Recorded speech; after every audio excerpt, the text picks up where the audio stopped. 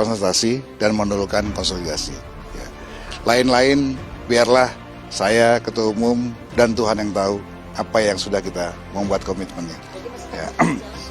Saya ingin mengatakan bahwa tidak ada lagi persaingan. Kita sudah bersatu. Ya kalau menurut saya, kalau semua itu memahami tentang petugas partai, satu sebagai petugas partai anggota legislatif DPR RI, yang kedua sebagai ketua DPP dan ketua DPD partai. Bahkan belum memutuskan, tapi bukan berarti saya tidak maju. Ya. Nah, kita lihat perkembangan ke depan. Tapi yang pasti kita punya pengalaman pahit. Pemaksaan aklamasi itu telah membuat kita pecah, dan kita pernah pecah. Andanya Ancol dan Bali. Terus mau jadi pemimpin, ya entar dulu dah. Nah kalian jangan tiru-tiru kayak gitu loh. Maka lebih baik kalau saya bolak-balik bilang, kalau ndak mau jadi petugas partai, saya tidak ngomongi lagi anggota partai, petugas partai. Artinya jangan diberi tugas oleh partai. Out, begitu aja, mundur. Jangan lagi. Demokrasi yang ada di Golkar jangan dibunuh. Biarkan dia tumbuh berkembang. Kalau yakin didukung oleh mayoritas pemilik suara, ya kenapa mesti takut kemudian merancang untuk aklamasi? Pasti demokrasi itu dan menang itu akan tercapai melalui pertarungan di. Sebagai pembuka kata kuncinya, semakin besar potensi kemenangan pasangan calon, maka makin banyak parpol yang akan merapat dan mendukungnya. Pahamkan yang saya maksudkan? Begini, saya tertarik dengan pernyataan Airlangga Hartarto beberapa waktu yang lalu di Solo. Ketua Umum DPP Partai Golkar Airlangga Hartarto memberikan arahan terkait strategi untuk pemenangan Pileg, Pilpres dan Pilkada 2024 kepada para pengurus daerah dan kader se-Jawa Tengah. Di Hotel Alana, Colomadu kemarin, ia menginginkan agar Partai Golkar jadi nomor 1. Menurutnya, sesuai hasil Munas, Rapimnas dan Rakernas Partai Golkar, target menang pemilu presiden, Pilpres, pemilu legislatif, Pileg, dan pemilu kepala daerah, Pilkada, adalah hal yang tak bisa ditawar. Sudah saatnya Partai Golkar menjadi nomor 1. Dan untuk menjadi nomor 1, tidak bisa dengan diam. Semua jajaran harus aktif, tegas Airlangga dalam keterangannya, Sabtu tanggal 19 Juni tahun 2022. Bagi saya pernyataan Airlangga ini menarik untuk dikulik lebih dalam. Partai Golkar ini menurut saya unik.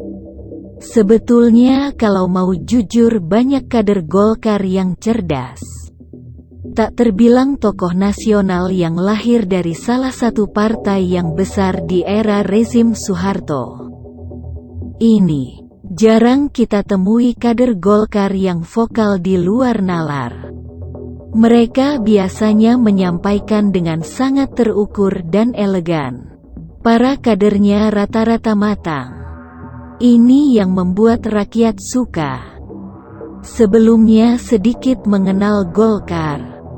Golongan karya, Golkar, muncul dari kolaborasi gagasan tiga tokoh, Soekarno, Supomo, dan Ki Hajar Dewantara. Ketiganya mengajukan gagasan integralistik kolektivitis sejak 1940. Saat itu, gagasan tiga tokoh ini mewujud dengan adanya golongan fungsional. Dari nama ini, kemudian diubah dalam bahasa Sanskerta sehingga menjadi golongan karya pada 1959. Hingga kini, golongan karya dikenal dalam dunia politik nasional sebagai Golkar. Pada dekade 1950-an, pembentukan golongan karya semula diorientasikan sebagai perwakilan dari golongan-golongan di tengah masyarakat. Perwakilan ini diharapkan bisa merepresentasikan keterwakilan kolektif sebagai bentuk demokrasi yang khas Indonesia. Wujud demokrasi inilah yang kerap disuarakan Bung Karno, Prof. Supomo, maupun Ki Hajar Dewantara. Pada awal berdiri, Golkar bukan mewujud sebuah partai, melainkan perwakilan golongan melalui golongan karya. Ide awal Golkar yaitu sebagai sistem perwakilan, alternatif, dan dasar perwakilan. Lembaga-lembaga representatif. Tahun 1957 adalah masa awal berdirinya organisasi Golkar. Pada waktu itu sistem multipartai mulai berkembang di Indonesia. Golkar sebagai sebuah alternatif merupakan organisasi yang terdiri dari golongan-golongan fungsional. Dan kemudian seiring berjalan waktu Golkar berubah menjadi kendaraan partai politik dan menjadi tunggangan rezim Soeharto sampai 32 tahun lamanya. Dan kendati Golkar sudah mereformasi dirinya, tapi aroma Soeharto masih cukup kental di tengah masyarakat. Oke, kita langsung loncat hasil Pileg Golkar di tahun 2019. Perolehan kursi di DPR Golkar terbilang moncer. Golkar hanya kalah dari PDIP yang menjadi jawaranya. Golkar, 85 kursi.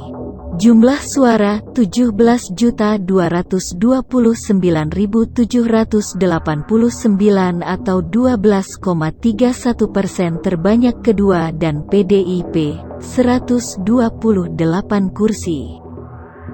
Jumlah suara, 27.503.961 atau 19,33%.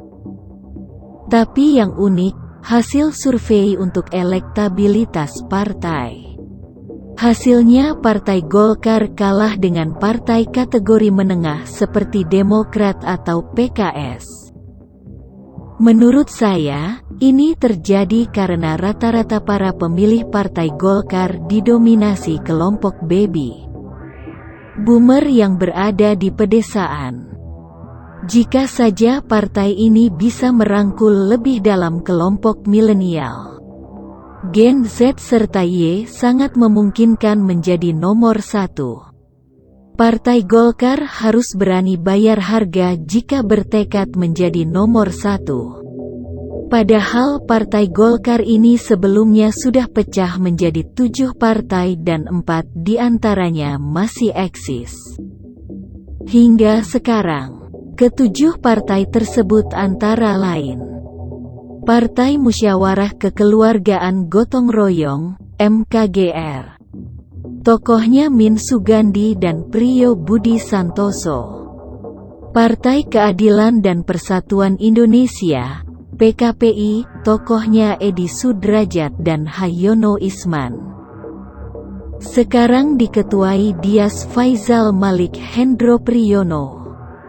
Partai Karya Peduli Bangsa, tokohnya R. Hartono, Tutut Soeharto. Partai Hati Nurani Rakyat, Hanura, tokohnya Wiranto. Partai Gerakan Indonesia Raya, Gerindra, tokohnya Prabowo Subianto. Partai Nasional Demokrat, Nasdem, tokohnya Surya Paloh. Partai Berkarya, tokohnya Tommy Soeharto. Dan sekarang coba kita perhatikan. Kendati Partai Golkar ini sudah terpecah-pecah hingga 7 partai, tapi Golkar sebagai partai induk tetap eksis sampai sekarang. Seolah mengisyaratkan pohon beringinnya tetap kokoh berdiri. Seperti memiliki daya magis. Kembali ke pernyataan Airlangga saat di kota Solo. Entah mengapa ia memilih kampung halamannya Jokowi untuk menegaskan tekadnya. Ojo takok, ojo mikir sik. Nyambut gawe sik, Golkar target menang. Katanya memberikan sebuah isyarat yang kuat. Target Golkar dapat menang itu jika ada tokoh atau sosok yang dikendaki rakyat. Seperti halnya dulu kehadiran Jokowi di dalam partai PDIP. PDIP terdongkrak suara nasionalnya karena ada sosok Jokowi. Tanpa Jokowi PDIP belum tentu menang secara nasional. Lantas siapa tokoh atau figure kuat yang dikehendaki rakyat dalam tubuh Golkar? Kabar buruknya untuk sampai saat ini belum ada. Airlangga sebagai ketua umum dan dicalonkan oleh para kadernya secara elektabilitas masih kecil. Hasil survei dari survei New Indonesia elektabilitas 1,3%. Bahkan ia kalah dengan politikus yang terbilang masih minim pengalaman AHY. Jika Airlangga Hartarto maju di 2024 sebaiknya bukan sebagai calon presiden tapi lebih pas jika sebagai calon wakil presiden. Meski sebetulnya secara kapasitas dan kapabilitas masuk tetapi tidak secara elektabilitas. Perlu diketahui Airlangga ini termasuk menteri kesayangan Jokowi. Seorang birokrat tulen. Ada 3 calon presiden yang terbilang cukup moncer elektabilitasnya. Silih berganti menduduki top of mind sampai saat ini antara lain Ganjar Pranowo, Prabowo Subianto, Anies Baswedan. Dari ketiga nama tersebut yang memungkinkan digandeng. Dengan mempertimbangkan basis kekuatan dukungan di luar partai tentunya Ganjar Pranowo. Sebab sampai saat ini organ Ganjar kian berkibar, tersebar di dalam negeri bahkan luar negeri. Dan yang tak kalah penting, keterpilihan Ganjar dari kelompok milenial, Gen Z dan Y cukup tinggi. Ini tentu sejalan dengan keinginan Partai Golkar. Ganjar dan Airlangga ini juga diketahui sama-sama dari Kagama, keluarga alumni universitas Gadjah Mada, dan Ganjar sebagai ketuanya. Tapi dengan catatan Ganjar benar-benar sudah diblokir oleh PDIP. Tapi jika melihat gelagat sejak awal, Ganjar memang diganjal. Dilematis bagi Megawati, anaknya Puan Maharani yang diharapkan menjadi penerus terah Soekarno. Tapi elektabilitasnya masih sakuprit. Dan buat Ganjar, jika benar tawaran Golkar itu pertaruhannya besar. Jika menang maka PDIP akan berubah menjadi lawan. PDIP akan berdiri kokoh sebagai oposisi. SBY seri kedua bisa terjadi.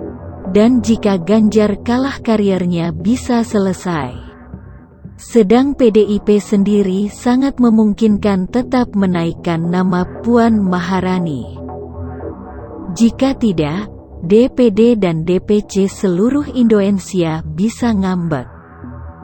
Sebab mereka, mungkin, sudah banyak keluar uang, untuk naikkan elektabilitas Puan. Misal saja bikin baliho yang segede gaban. Jika pilihannya Puan Maharani sebagai calon wakil presiden maka PDIP, mungkin, bakal lamar Prabowo Subianto sebagai calon presiden. Meski ini juga pertaruhannya berat, mengingat Prabowo sudah tua. Sedang lawan-lawannya masih muda dan manli abis. Terlihat lucu memang, partai pemenang justru jadi cawapres. Jika ini terjadi maka masyarakat akan menilai PDIP memang hanya mementingkan golongan rakyat dipakai sebagai alat mencapai tujuan. Sederhana saja, Apabila mendekati 2024 Puan elektabilitasnya tetap 2, atau 4, tapi tetap dipaksakan naik, maka di titik inilah masyarakat menilai Megawati tidak menepati janji. Sebab katanya akan merekomendasi sosok yang dikehendaki rakyat. Jika sampai terjadi maka Vox Populi, Vox Dei, berlaku untuk PDIP, suara rakyat, suara Tuhan. Rakyat berdaulat atas kehendak. Kemungkinan kedua jika PDIP sebagai pemenang nasional berpikir targetnya bukan wakil presiden, tapi presiden, maka bisa jadi akan gandeng Anies Baswedan. Kemungkinannya memang kecil tapi tetap ada. Mengingat Anies termasuk sosok yang cukup memiliki basis pendukung dan elektabilitas yang cukup menjual. Dukungan PDIP ke Anies akan menjadi perkawinan antara kelompok nasionalis Islam dengan nasionalis sekuler. Tapi apakah Anies bersedia menjadi wakilnya? Sedang mimpinya sejak dulu jadi presiden. Tapi dengan catatan jika julukan duta lebih bayar atau kasus di DKI Jakarta yang diketemukan BPK dan KPK tidak membuatnya terpental, gagal wujudkan mimpi. Well, apapun bisa terjadi, pemilu 2024 masih cukup panjang.